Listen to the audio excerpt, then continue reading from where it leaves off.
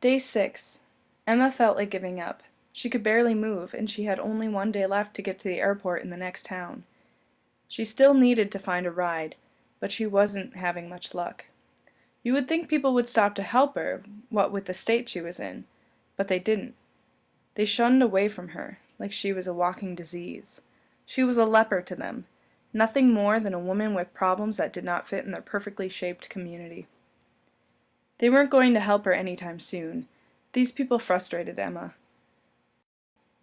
The least they could do was point her in the direction of someone who could help her. No, they wouldn't even do that. So she had no choice but to take the alternative. She stole a car. The people in the town were so trustworthy of each other, they'd leave their cars unlocked and running while they ran into the store. Such was the case for a woman who just wanted to get a gallon of milk. When she came out of the store, her precious car was gone and Emma was on her way to the next town. Day 7 began just as she pulled into the town. Day 7. Kevin was not going to let her get to the airport. As soon as Emma climbed out of the car to get directions from someone, Kevin was on her. He gave her all he had in that moment. He didn't want her to get away. She was so much more fun than the others that they had hunted, and he had so many things he wanted to do to her. He ached to make her scream in every possible way. He was going to make her scream in every possible way. Unfortunately for Kevin, Emma was not so ready to lose now. She made it this far. The airport couldn't be too far away now that she was in the right town. She was so close. There was no way she was going to just lie down and let Kevin beat her. No. She also gave all she had. Ignoring the pain each blow from Kevin caused, she swung back with all her might. She swung as often as she could with him swinging at her at the same time. "You bitch!" he shouted, after she got him in the nose. "I'm going to kill you!" Slowly. His shouting caused people to wander to where they were in the back of an old warehouse. These people did not like the trouble in their town either. Only, they handled it differently. "Shit," Kevin swore, as a couple of men came at him, each carrying a blunt object of some sort. "This isn't over, bitch," he snarled before taking off in the other direction. Several men chased after him, determined to catch the coward who would beat a woman and cause trouble in their town. While the other knelt around Emma and asked if she were badly hurt, they didn't need to ask. The bruises were answers enough. "The airport," Emma gasped. "Can somebody please take me there?" She made it. She was at the airport, sitting in the waiting area.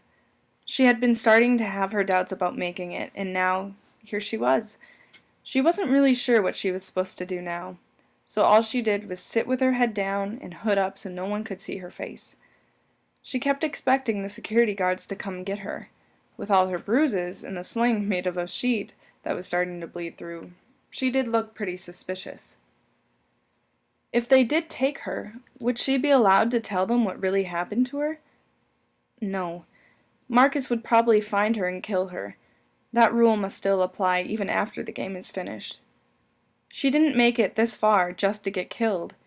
She'd have to lie to them about what happened. What could she tell them? Abusive boyfriend, maybe? Someone jumped her and ran off with her purse? She was too caught up in trying to think of a lie that would work to notice the men walking up to her. When Marcus started clapping his hands, she jumped and looked up. "Well, look at you," he said, almost mockingly. "You made it. How about that? Congratulations are in order. Oh, and this, of course." He pulled an envelope out of his pocket and held it out to her. She didn't take it. She didn't trust any of them, not after everything that happened. "Come on now, Emma. We made a deal," Marcus said. "That incident with Dave was a fluke. We made him pay for breaking the rules. Besides that, didn't we stick to the code?" They had. Dave was the only one who had used a weapon. According to their logic, she had no reason to still be frightened of them. They only beat her until she couldn't walk, and threatened to rape and torture her before killing her. Why in the world would she still be afraid of them, if it was all part of the game? Still, she saw no choice but to take the envelope. She didn't want to piss them off by refusing it. Her hands shook as they quickly brushed against Marcus's. Once she had the envelope, they didn't leave, though. They waited for her to open it. Holding her breath, she did just that. Inside was a plane ticket for a one-way trip back to New York City and a hotel key. When she looked up again, the men were gone. Sighing with relief, Emma leaned back in her chair and closed her eyes. Would she ever see them again? She really hoped not. Going home. The ticket was marked for 3 days after the game ended. The hotel key was for the one connected to the airport. After a visit to the hospital to get her wounds looked at, she ended up staying there overnight and giving a false statement to the cops. She went to the hotel room and slept for the most part. She also ate her fill of room service. Having gone a week on fruits only, she had quite the craving for meat, and forced her body to relax as much as it could while she was still in that town. She didn't speak to anyone outside of the hospital, the cops and the woman who answered for room service. She stayed in her hotel room until it was time to catch the flight. She had on a pink dress that one of the nurses found for her, and nothing else. All the clothes she had on during the game were in the backpack in an evidence bag the cops created. Emma was certain they wouldn't find anything worthwhile on those clothes. She didn't want them anyway. They would only remind her of what happened in that week, and she did not need help with that. She didn't sleep at all on the plane. She just looked out the window and watched as the town disappeared as she left it. She didn't talk to the chatty guy sitting next to her, never asked the flight attendant for anything, and didn't complain when the plane hit turbulence. In fact, she didn't make a sound until she was back home. Only then, after turning on all the lights and sitting down on the bed in her own apartment, did she break down and burst into tears.